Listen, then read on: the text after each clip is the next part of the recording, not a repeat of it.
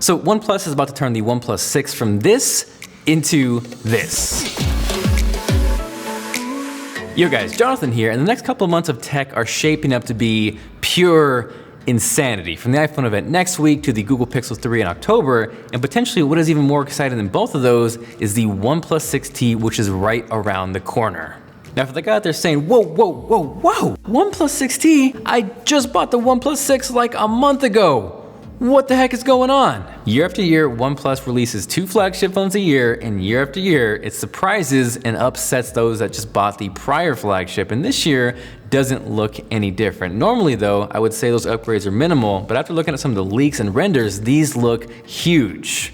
Now, if you're unfamiliar with what the T means, what had happened was it came down to OnePlus taking a shot at Apple. Apple would do their S upgrades, so naturally T coming after S in the alphabet meant it had to be better, so it was just a little bit of fun, but usually that comes with minimal upgrades, but this year with the OnePlus 6T, those upgrades are looking pretty serious. 2018 has no doubt been the year of the notch. Some people despise it, some people don't mind it, and even though it looks like OnePlus hasn't completely got rid of the notch, they've essentially got it to the point where it is almost not there, and I gotta say, it looks beautiful.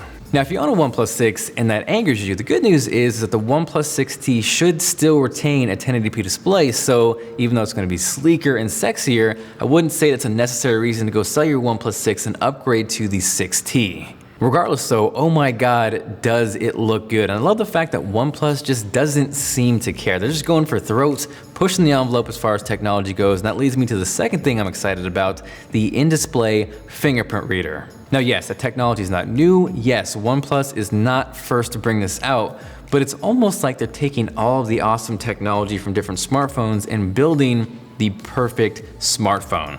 OnePlus, as much as they're kind of the underdog in the sense that they take the budget approach, they've almost kind of hit this point where they're becoming popular enough where they're almost tapping into the mainstream market. They're by no means a budget option, but when you stack them up to the iPhones and the Galaxies, that $1,000 smartphone lineup, they look mighty attractive. I recently compared the Note 9 against the OnePlus 6, and the differences or the gap between those two phones for the price was insane. Speaking of mainstream, there's also a rumor that the OnePlus 6T is coming to T-Mobile in the States, which would be huge. OnePlus has no doubt made a name for themselves worldwide, but imagine walking into a store, seeing the OnePlus 6T, all the tech that is packed inside, and then seeing that $500 or $600 price tag and stacking that up against something like the Note 9. I think it's going to persuade a lot of people to go towards OnePlus. Now, as far as the internals, this might be another reason why you don't have to go run out and throw your OnePlus 6 on eBay or Craigslist or just yell at your computer screen.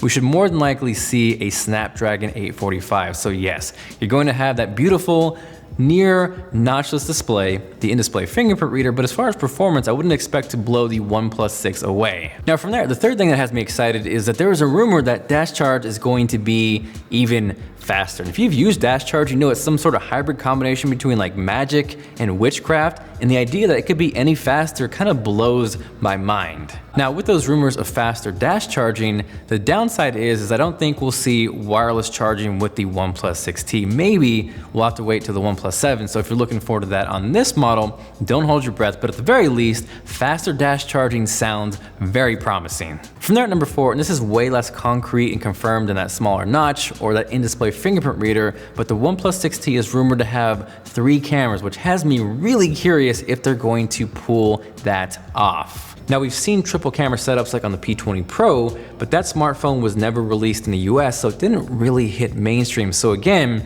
it kind of just feels like OnePlus was kind of kicking back, just watching the smartphone world, and then picking everything that was awesome and then implementing that into the OnePlus 6T.